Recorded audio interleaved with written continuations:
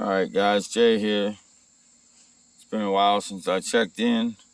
First things first, CR125, I traded it for a newer KX250F, and of course I traded it for another bike down in the carport I'll show you later. But anyway, this is the KDX that I had originally did a restoration on. It's my daily rider. This bike has, at this time, like 95 hours on it, and it's still amazing.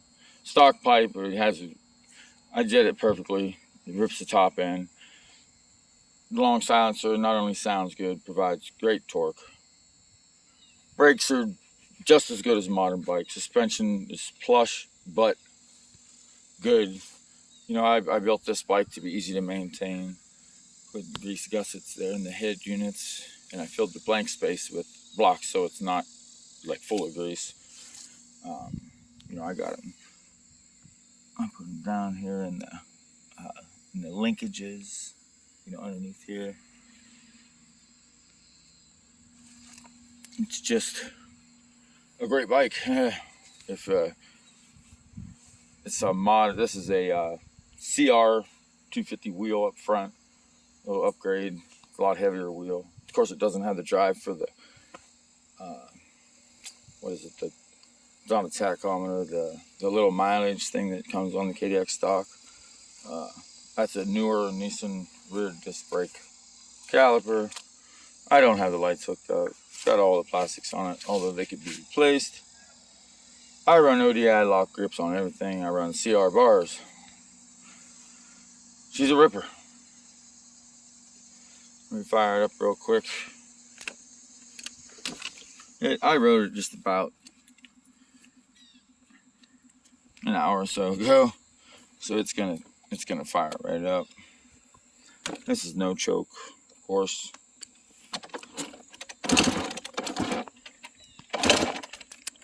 Looks like it might need the choke.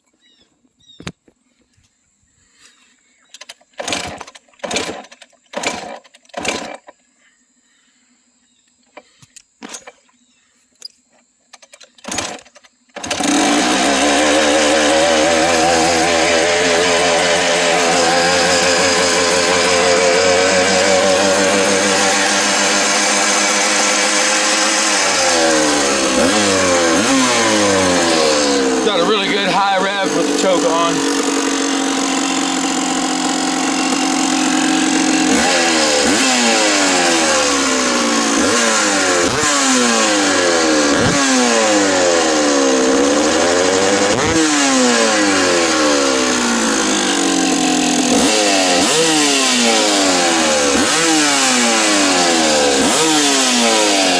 He's a runner. He is a ripper.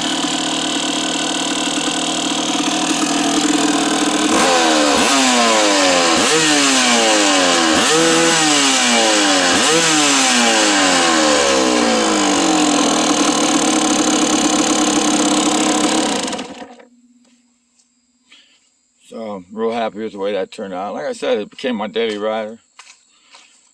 Through the deal with my CR, I landed right over here. 2016 RM250, got a bad crank. It's got some new parts on it, new head. I got to rebuild the crank, but it's good to have a modern fuel injected bike now to start with. And this is the project we're working on right now. This is an Ismar buggy. It's out in the Midwest here. It's popular. It's a racing organization, and this is a standard 80-inch wheelbase buggy. She has high top because that's for rollovers and stuff. I got a seat coming. Got some parts for jack shaft coming. It does have body panels that cover all the, like here and here and here and here. There's body panels that go in all this. Skid plates across bottom, over there front. Dual AR in my front, I'm sorry, onboard hydraulics. The buggy's set up. You see the surface rust on it there. It's on stands because I'm doing a little testing with the framework and how I got to change things to run the jack shaft. It's got disc brakes in the front. It runs quad wheels basically. 39-inch trailing arm suspension, Fox Airs in the back.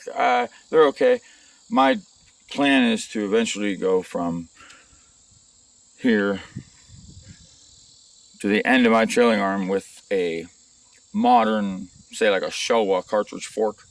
That would give it a natural 12.5 inches of travel, and it would be tremendous. We're looking for good weight transfer. It's a big engine bay, and it's going to need it.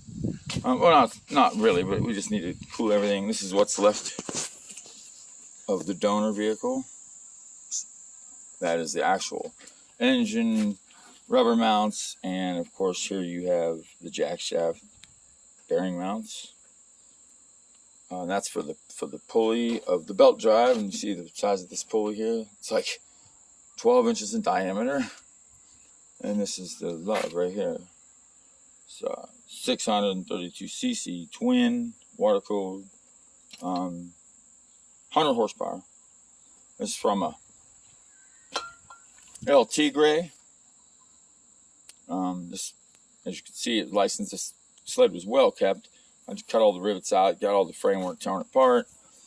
I'm gonna keep the skis. I'm gonna make a set of skis for the front of the buggy for wintertime. I have ordered a top end rebuild. This motor run great, run fantastic. Runs 20-to-1 oil mix, which is kind of crazy, but it's of the time. I have an exhaust there, and of course I have an expansion. The original expansion pipe was this giant expansion pipe, kind of like a big two-stroke pipe, you know, like on a bike. But that's about 100 horsepower there. I run twin 38 Mukinis. Pole starter has a very large water pump on it. The original radiator is going to be on the small side. I ordered one out of a Polaris Ranger 1000. This is a X-lock clutch system. And this sled was known for doing 100 mile an hour. This was a 100 mile an hour sled, so I don't think the buggy is going to be anywhere near that, but that's not we're not shooting for 100 mile an hour with the buggy. We're shooting for something that's going to spin the tires. Well, as you can see, this buggy's tarted flat on the bottom, flat all the way to the front. So the last thing I want is a sprocket hanging down right here. We're going to chain drive, final drive. We're going to have a spool here. I'm going to make a spool. See these axles? It's like a 1 3/4 inch, 1 3/4 inch keyway with a keyway there. You see the heim joints here? They're kind of on the small side. I'm looking to get some bigger ones. Sorry about that. So what I'm going to do is I'm going to bring this link to here, and then I'm going to bring this down to here, and we're going to bring this link to here. Then we're going to come from here down and over. We're going to box this in, and we're going to box it from here, and then we're going to shoot it up to the pan. Right there. Okay. Now, so it'll come down at an angle, which should be great for, you know, gliding over stuff, sliding over stuff. It won't change our ground clearance at all. We're just changing the geometry a little bit. Now, the purpose of me doing that, a lot of it has to do with weight transfer. The way it sits right now, it has about 17 or 18 inches of travel, and it does it in a hurry. It's like, I'm hoping that when the power comes on, right when that clutch locks, I need that weight transfer to the back, because if not, this thing's just going to be spinning circles. This is a very much so cab forward, very much so weight forward chassis. The addition of all that weight, it's right around 115 pounds, which is about 60 pounds more. No, I'm sorry, it's only 40 pounds more. There's a gearbox that used to go back there. I originally was going to go with the gearbox, but it's just not feasible. Too much power. But anyway, I got a seat coming for this. I got, like I said, a good radiator coming for this. We're gonna, I don't know exactly where I'm running a radiator yet.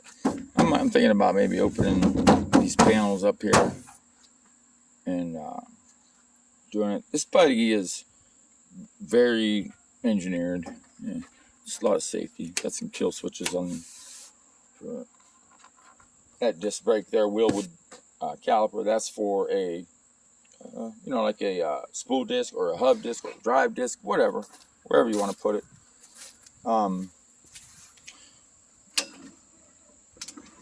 Just to give you an idea, I think this whole frame weighs, the way it is now without the panels, it's about 260 pounds. So with driver, we're going to be maybe 650 with 100 horsepower. It could be a lot of fun. Let's just put it that way. But yeah, we're gonna let it rip. But anyway, y'all, I'm just checking back in with you, letting you know all's well. I'm doing a little work on a old SL125 right there. I'm actually converting the coil ignition all the way over to full electronic ignition, basically putting a Chinese 125cc electronics kit on it with the 5-pin CDI and everything. The hardest part is the pickup of the coils. And anyway, that's the pipe for the actual snowmobile. Oh, and since last time I was on, what's one of the reasons why I started this project is because I've had a little stroke of luck here, and of course I've landed myself an extremely capable welder. I'm full of gas. I got an 8-inch grinder. I have a drill press. I'm pretty close to fabbing just about anything I need. Yeah, don't forget I got an old RD 350 twin back here. That's, like an old Banshee, air-cooled Banshee engine. We're going to do something with that someday. Trying to get maybe some central air down here. I have air up by the house, but the shed is probably the best place to do this. I got a set of torches there if I need to cut anything. Sawzall. These are some bars we're going to be utilizing in the framing back here. But anyway, I'll try to document some of this stuff. I just want to check in with y'all. I appreciate y'all. I'm out.